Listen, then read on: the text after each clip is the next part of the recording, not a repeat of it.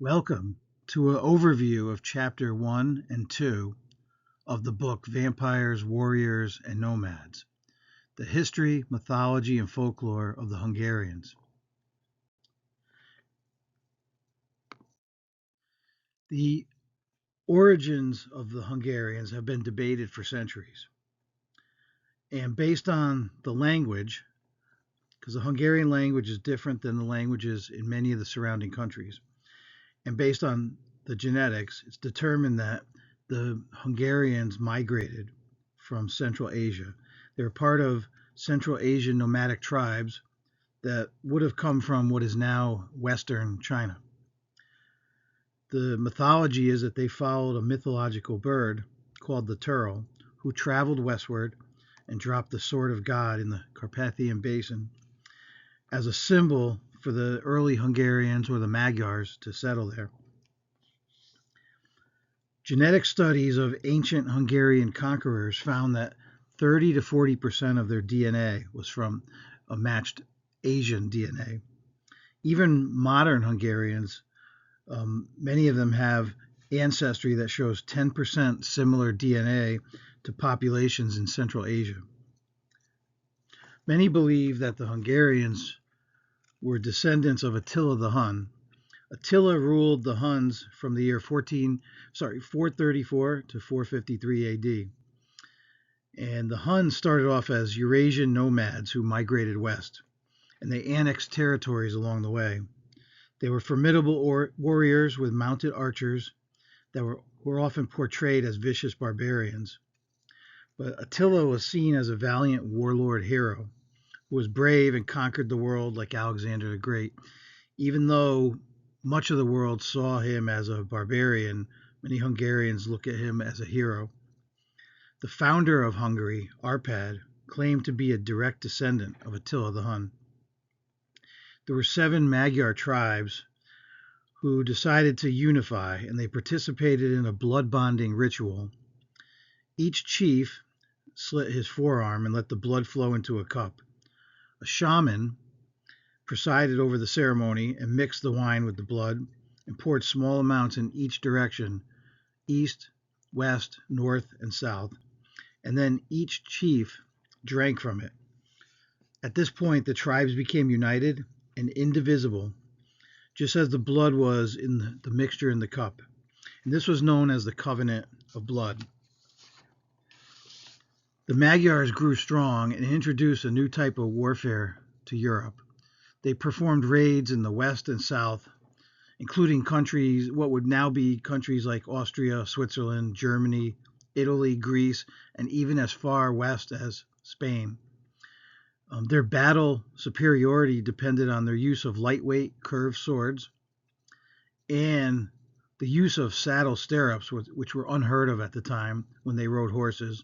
They were fast riders with expertise in firing arrows on horseback, and they were as feared as the Vikings, even though many of the history books do not talk about it.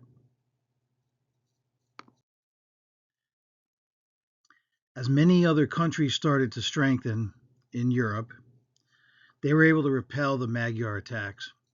And it became clear that the Magyars were not invincible, and they needed to forge allies if they were going to grow their new country. At the time, Hungarians were pagans, and they practiced a type of shamanism religion that relied on local shamans who were healers, ancient doctors, magicians, religious leaders, even thought to have supernatural powers. In the year 967 AD, King Stephen was nominated as successor to lead Hungary, and he was only 15 years old. He had an arranged marriage to Gisela, who was the daughter of Henry II, who was the Duke of Bavaria.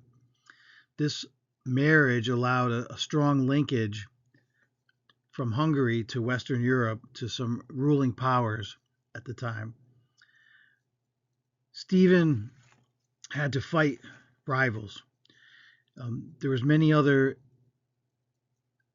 relatives in his clan that wanted to claim the throne, and Stephen had to show extreme force, and he would have his political enemies, whether they were his family or not, killed, sometimes quartered, and displayed body parts across Hungary to discourage other threats.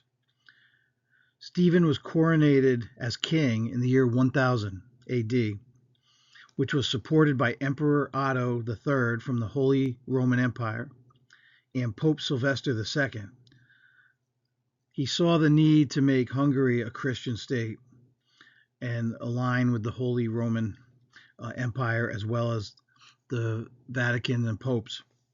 The Pope had a great, magnificent crown made for the coronation that had been worn by all leaders of Hungary since that beginning all the way to the year 1916. Some other notable points in early Hungarian history was in 1241, the Mongols, led by Genghis Khan, attacked Hungary. And the Mongols were known to have a complete concept of total warfare. Their soldiers would travel for days without food. And even the year before the Mongols attacked, there was ominous signs that something bad was going to happen. Packs of wolves descended on villages. There was a solar eclipse. When the Mongols did finally hit Hungary, half the population was killed by Genghis Khan and his Mongols. It's estimated that Genghis Khan and the Mongols were responsible for killing 11% of the world population at the time, which was 60 million people. They spread bubonic plague, they killed and enslaved civilians, they burned down villages, and left total destruction. Another notable point in early Hungarian history is in the year 1453. Constantinople fell to the Turks, which officially ended the Byzantine Empire. But there was a Hungarian hero, János Hunyadi. He was able to fend off the Turks and maintain independence for Hungary for another 70 years.